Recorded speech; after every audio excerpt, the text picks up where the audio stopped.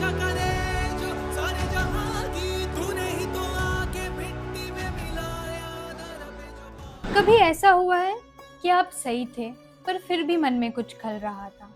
आपने वचन निभाया पर फिर भी मन में शांति नहीं थी। कभी कभी धर्म निभाते निभाते हम अपने ही सत्य से दूर हो जाते हैं। तभी उठता है मन में एक मौन, एक गहरा युद्ध। यही तो वो पल है जब हमारे अंदर का भीष्म पितामह जागता है। भीष्म पितामह नैतिक दृष्टिकोण और अनुशासन के प्रतीक।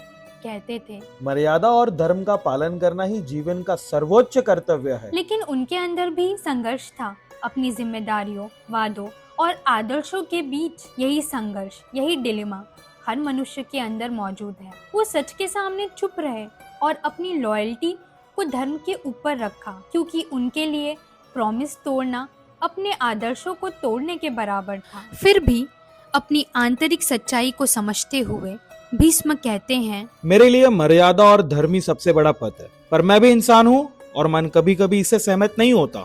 और तभी कृष्ण, जो हमारे अंदर की सत्य की आवाज है, विनम्रता और विजडम से कहते हैं, भीष्म, धर्म के लिए बंधन आवश्यक है, लेकिन जब धर्म स्वयं संकट में हो तो मर्यादा और तटस्थता भी अधर्म बन जाती है।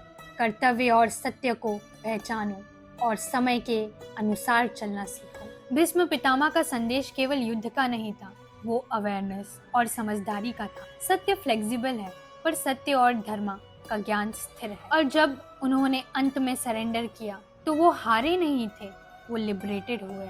शांति तब आती है जब हम अपनी आंतरिक युद्ध को समझ लेते हैं और खुद से लड़ना बंद कर देते हैं। हर वॉरियर हमारे भीतर हमें कुछ सिखाता है। भीष्म पितामह दिखाते हैं आदर्श और डिसिप्लिन महत्वपूर्ण है, लेकिन असली ताकत, इनर पीस तब आती है जब हम अपने मन, भावनाओं और डिसीजंस के प्रति सचेत रहें। तो आप अपने अंदर उस भीष्म को कितनी बार सुनते हैं?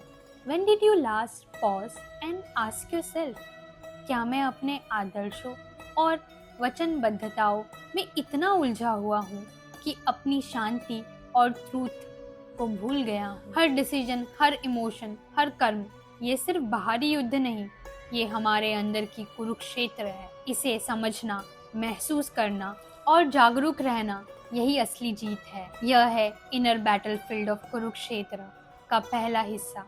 और भी लेसन्स आने वाले हैं। प्लीज़ लाइक, शेयर, सब्सक्राइब जरूर करें।